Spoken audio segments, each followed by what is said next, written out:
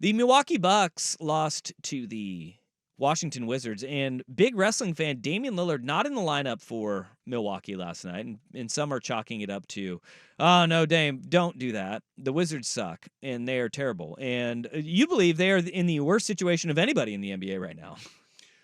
It's they are void of talent. Yeah, they don't have anything hopeful to go for. So I was watching, or I was observing Twitter during the game, and I follow a lot of Bucks guys. They're friends of mine, and I just see them like, oh my God, what is happening? What is like? It was apparently very apparent from the start because no, I did not I watch a lot of Bucks games.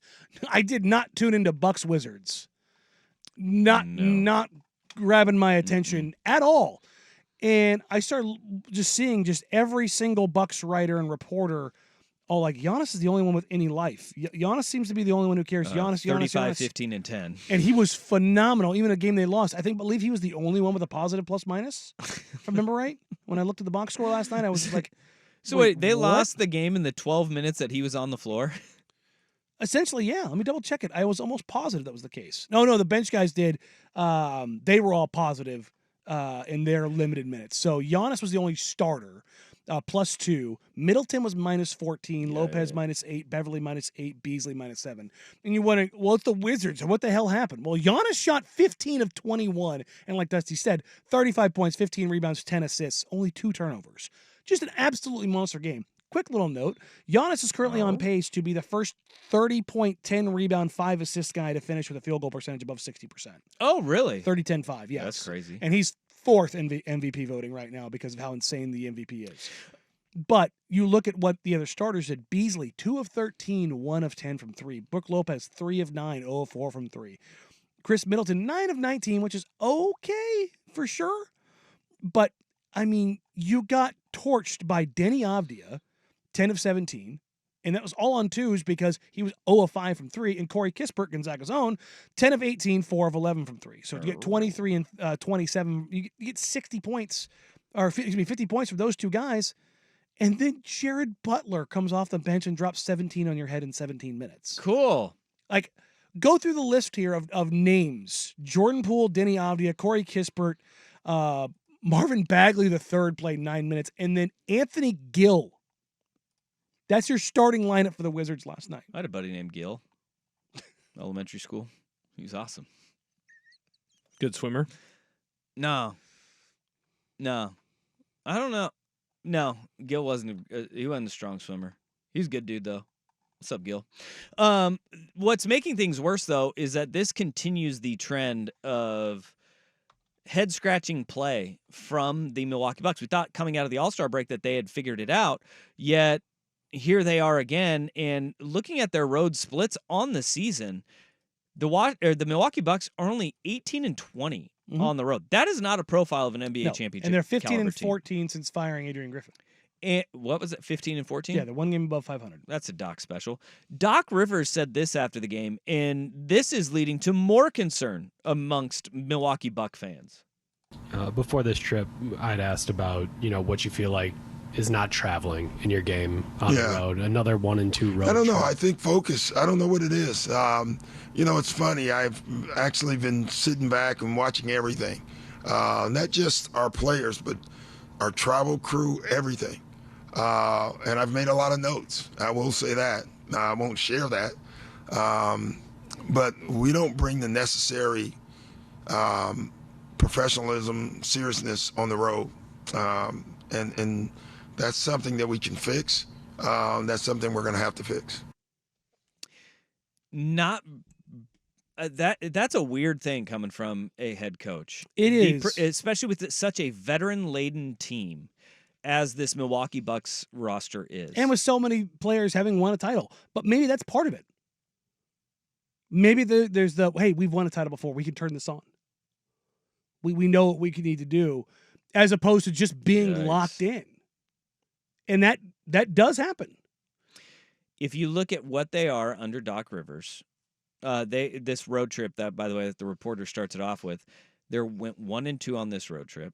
They have 2 more road games remaining, and if you look at what they were able to do, I'm looking back right now.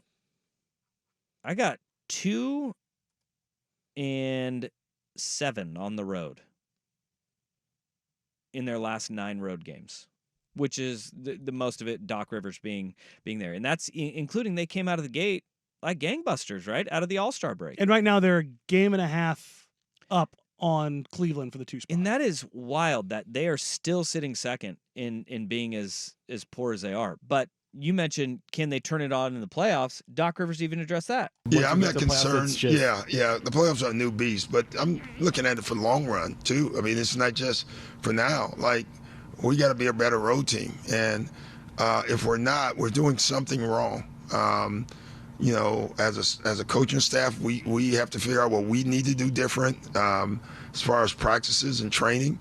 As a travel staff, not talking players, we may have to do something different there too, because something's missing, and everybody seems happy, you know, but except for me after a game, you know, and so I just think we're doing something wrong, and we have to figure that out. That is that's concerning coming from Doc. Like, playoffs are a different animal. Like, Yeah. And they are. They completely are. But at some point, when do you turn it on? I mean, and you talk about now should be guys, the time 2 weeks out. The guy, and that's it, right? That sense of urgency just wasn't there. They have not performed on the road like they should. And Dame being out last night, it shouldn't matter. It's a 15 or 14 win Wizards team, And they heading into suck. that. I mean, look, you can talk about NBA players and pride, and anybody can get hot and all that. Yes, but the Bucks should steamroll this team, even without Dame. It's like if they came to Milwaukee, if Milwaukee came to Portland and the Blazers beat them. Yes, Like, but that didn't happen. That one did not happen in Doc's second game. It's a good win. It's a good win. Gonna have that one there. Where's your concern meter, especially with the fact that Boston is going to be number 1. They're 12 games up. Yeah, and that's absolute cruising. But they're going to be playing either, in all likelihood, the Miami Heat or the team that with Joel Embiid last night, and he comes back 24 points in 29 minutes played. Not a bad day, including sealing the victory for the 76ers. They're probably going to play the 76ers in that first round. Yeah, it's going to be interesting to see how that matchup shakes out. Although I would love it if, Miami gets knocked out and you get a Philadelphia-Milwaukee first round, and you get a spicier up-and-coming, who am I kidding? A crappy matchup from the other team, either Atlanta or Chicago, coming up against a buzzsaw in Boston. But it would be both interesting and unfortunate if Milwaukee goes in there and goes out early. Well, and then again, you know who's going to take the brunt of that, and it's already starting, Dame. Yeah. Because they're saying the guy that they're missing the most right now is Drew Holiday. Mm-hmm. And Dame, that will be the focal point of any shortcomings that the Milwaukee Bucks have in this postseason run. Expectations suck. I have another question. At the beginning of that second clip, did Doc Rivers fart? Listen to this. The playoffs are a new beast, but Did you hear that at the end? Yeah. Listen at the end. the playoffs are a new beast, but I think Doc farts.